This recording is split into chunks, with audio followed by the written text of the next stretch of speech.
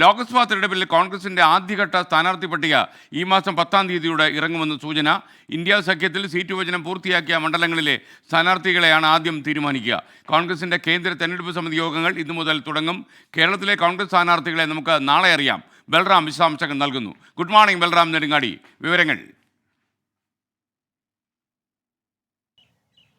Good morning S K.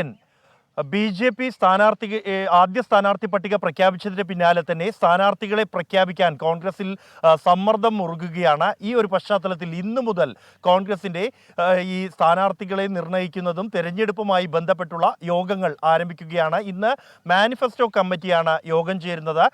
മുൻ ധനമന്ത്രി P. ചിദംബരത്തിൻ്റെ നേതൃത്വത്തിലുള്ളതാണ് ഈ മാനിഫെസ്റ്റോ കമ്മിറ്റി.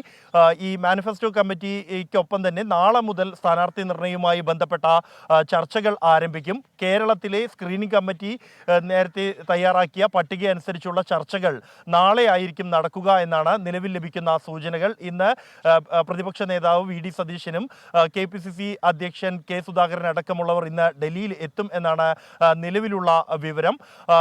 ഇതോടെ കേരളത്തിലെ പട്ടിക സംബന്ധിച്ചുള്ള പ്രാഥമിക വിവരങ്ങൾ നാളെ തന്നെ ലഭ്യമാകും എന്ന് തന്നെയാണ് പ്രതീക്ഷിക്കുന്നത്. അതേസമയം ആദ്യ പട്ടിക ഈ മാസം 10-ഓടെ പുറത്തിറക്കാനാണ് കോൺഗ്രസിന്റെ തീരുമാനം എന്നുള്ളത്. പ്രധാനമായും ഇന്ത്യ സഖ്യത്തിൽ ഇപ്പോഴും സീറ്റ് വിഭജന ചർച്ചകൾ പൂർത്തിയായിട്ടില്ല. മഹാരാഷ്ട്ര, ജമ്മു കശ്മീർ അടക്കമുള്ള സംസ്ഥാനങ്ങളിൽ ഇപ്പോഴും ധാരണ ആയെങ്കിലും ഒരു അന്തിമ ധാരണയിലേക്കും പ്രഖ്യാപനത്തിലേക്കും എത്തിയിട്ടില്ല. നിലവിൽ സീറ്റ് ധാരണയായ സീറ്റുകളിലെ സ്ഥാനാർത്ഥികളെ പ്രഖ്യാപിക്കുക ആദ്യ പട്ടികയിൽ എന്നാണ് നിലവിലുള്ള ഒരു തീരുമാനം എന്നുള്ളത്.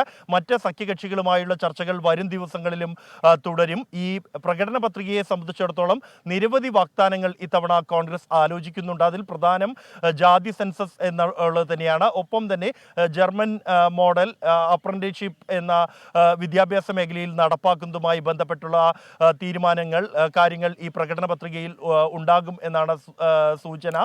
സമാനമായി തന്നെ തൊഴിലില്ലായ്മ പരിഹരിക്കുന്നതിനടക്കമുള്ള തീരുമാനങ്ങൾ ഈ പ്രകടന പത്രികയിൽ ഉണ്ടാകുമെന്നാണ് കോൺഗ്രസ് നേതൃത്വത്തിൽ നിന്നും ലഭിക്കുന്ന വിവരം. Thank you. ബൽറാം നെടുങ്ങാടിയാണ് വിവരങ്ങളുമായി ഡൽഹിയിൽ നിന്ന് ചേർന്നത്.